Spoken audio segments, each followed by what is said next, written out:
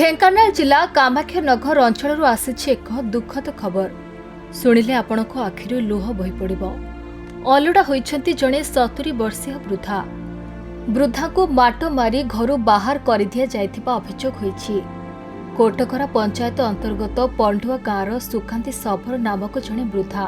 से प्राय 5 दिन हेबो अखिया अपिया कामाख्यानगर गुप्तनगर साहि रे घुरी बुलुथिबा देखिबाक मिलिथिला।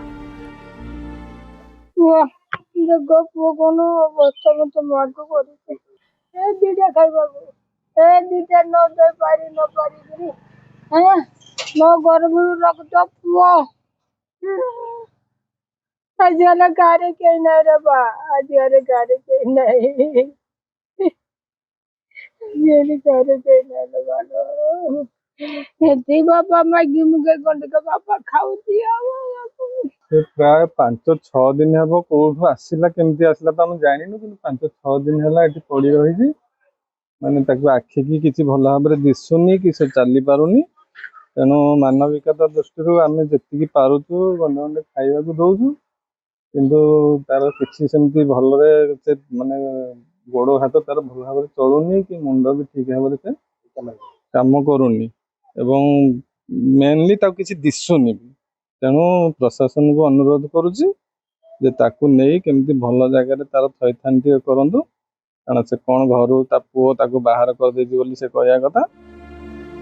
स्थानीय लोकंकर सहायतारे वृद्ध जनकू खाइबाकू दिया जायथिला। तेबे उपजिलापाल दिनमणि नायक हस्तक्षेप परे तांकू जिरडामाळी गाँ स्थित ऐरा वृद्धाश्रम रे रखा जायछि। सेपटे वृद्धा बयस असह्य वृद्धंकू घर बाहर करदेबाकू नहीं बुद्धिजीवी महल रे तीव्र आलोड़न सृष्टि करिछि। देखो से जो महिला आमर सुकांती सबर बोली जड़े बुढ़ी मौसी सी आम से मढ़ीहाटे गोटे जो अच्छी पिंडी हाटर पिंडी से 3-4 दिन से रही थे लोकाल लोक किसी खाया दूसरे जहाँ खबर पाइलु यहाँ खबर पाइला मुझे जी अच्छा